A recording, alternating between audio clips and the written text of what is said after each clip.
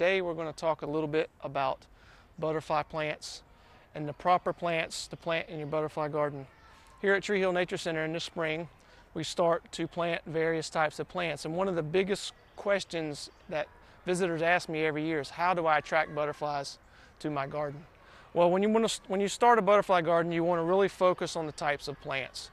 First, you have nectar plants and you have host plants. A host plant is a plant that a butterfly is going to lay an egg on, and it's going to hatch out into a caterpillar. If you have host plants in your garden, you're going to have butterflies. It's just a matter of fact. They're going to come there because they know that's a food source for their eggs and for their caterpillars. Now, some of the other plants, the nectar plants that we have that we plant as well, are things like, I have here in front of me, this is a penta. You can find this at your local garden center. It is not a native, but it is a butterfly plant, and it is a Florida-friendly plant. It has nice, big, bright red flowers, attracts hummingbirds as well as butterflies.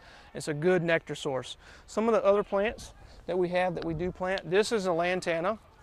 This type of lantana is a non-invasive. There are certain types of species of lantana that, when we say invasive, we mean that they will escape out of your garden and go into other areas and compete for the native plants.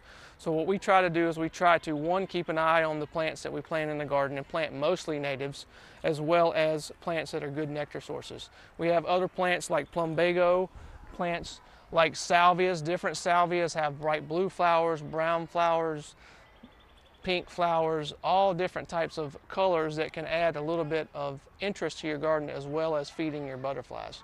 Now, if you want to attract the biggest variety of butterflies, you want to have the biggest variety of plants. So we plant a mix of host plants, which will attract butterflies laying eggs, as well as nectar sources that we have available to us, say at a garden center or at a native plant shop or something like that.